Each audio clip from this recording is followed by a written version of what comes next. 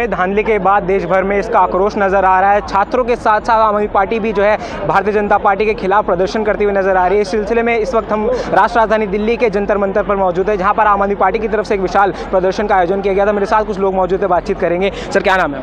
Varun Raj Singh. Sir, कैसे कहना चाहेंगे, क्या कुछ कहना चाहेंगे? जो परीक्षा में धांधली हो रही है, छात्रों का भविष्य खराब हो रहा है, क्या कुछ कहना चाहेंगे? धांधली तो 10 साल से चल रही है। ये तो मैं कहता हूँ, मेरे को जो समझ आई है कि ये तो अब समझ आई है कि मोदी जी को दोबारा जितवा के जनता ने, देश ने बहुत बड़ी गलती कर दी है, मैं इसको बोलूँगा। और जो धांधली हुई है बच्चों के भविष्य के साथ, ये सिर्फ इसी सरकार के दौरान हो सकती थी। अगर इंडिया गठबंधन की बन जाती सरकार तो मेरे ख्याल में जो सारे इकट्ठे होके जो शिक्षा का मॉडल आगे लेके चलेंगे अरविंद जी का, तो ऐसी धांधली का तो सवाल ही नहीं पैदा उठता था। और अब जो है इस पे कार्रवाई होनी चाहिए, और जो जो दोषी हैं, जो जो इसमें इन्वॉल्व हैं, उनको कड़ी से कड़ी सज़ा मिलनी चाहिए, ताकि आने वाले जो टाइम है, आने वाला जो भविष्य है, आने वाले जो सिस्टम है, उसको ये एक उदाहरण सेट करनी चाहिए कि आइंदा से किसी की करने की हिम्मत ना हो ये धांधलीबाजी। आप सोचो, NET का एग्ज़ाम बच्चा कितनी मेहनत करता है और पीछे से सेटिंग कर लेते हैं। ये क्या सिस्टम है? ये सिस्टम चेंज होना चाहिए, और जो दोषी हों उनको कड़ी से कड़ी सज़ा मिलनी चाहिए। सर, सुप्रीम कोर्ट ने NTA को फटकार लगाई है, कहा है जल्द से जल्द इसमें जो है परिणाम लाने चाहिए। तो क्या जो दोबारा परिणाम आएंगे उसमें क्या लगता है, निष्पक्षता होगी या फिर इससे कुछ धांधली निकल कर सामने आ सकती है? देखो, हमें सुप्रीम कोर्ट, माननीय सुप्रीम कोर्ट में पूरा भरोसा है, और जो उन्होंने डिसीज़न लिया है वो बिल्कुल सटीक लिया है। और सुप्रीम कोर्ट जो है वो नॉन पॉलिटिकल है, कोई पॉलिटिक्स से वो इन्फ्लुएंस नहीं है। जैसे अरविंद जी को पीछे उन्होंने बेल दे दी थी, तो अगर कोई पॉलिटिकलाइज होती तो शायद सुप्रीम कोर्ट भी दबाव में काम करता। इससे ये साबित हो गया कि सुप्रीम कोर्ट जो है वो कभी भी दबाव में काम नहीं करता, और जो भी जांच होगी हमें पूरा भरोसा है कि बच्चों को पूरा न्याय मिलेगा। यानी जो लाखों बच्चे हैं उनकी उम्मीद की किरण अब सिर्फ सुप्रीम कोर्ट है। बिल्कुल, और कौन है?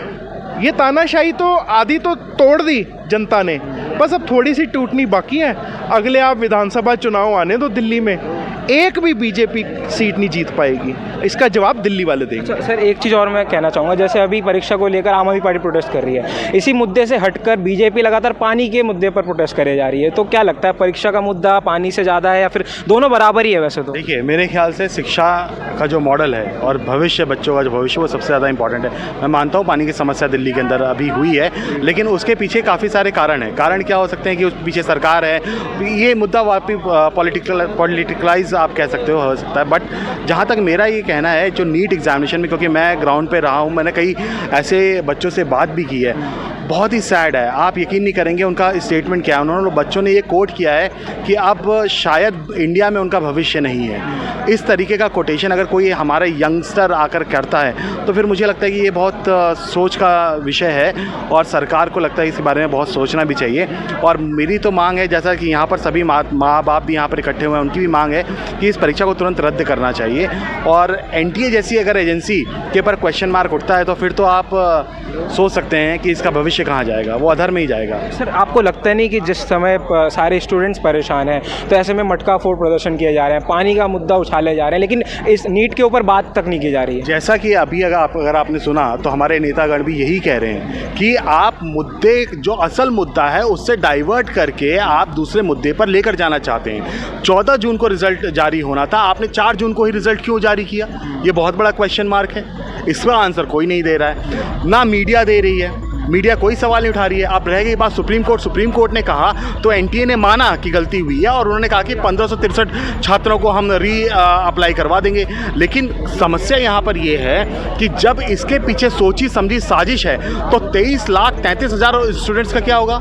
उनके ऊपर भी तो क्वेश्चन मार्क लग रहा है। वो भी सोच रहे होंगे कि क्या सच में हमारा जो एग्ज़ाम ने मेहनत करके जो एग्ज़ाम दिया है, क्या वो सच में सही है या उसके पीछे भी कुछ धांधली है? तो मुझे लगता है कि दोबारा से ये रीअपेयरेंस करना पड़ेगा, उनको दोबारा से ये एग्ज़ाम दिलवाए, और NTA को अपनी निष्पक्षता को प्रूव करने के लिए चीज़ें और ज़रूरी कदम उठानी पड़ेंगी। शुक्रिया अपना समय देने के लिए। तो जैसा कि हम लोगों से बातचीत कर रहे हैं, लोगों का भी लगातार यही कहना है कि ये परीक्षा जो है दोबारा होने चाहिए, और यहाँ पर कुछ महिलाएं भी हमारे साथ मौजूद हैं, इनसे बातचीत करेंगे। आप देख सकते हैं। मैम, क्या नाम है आपका?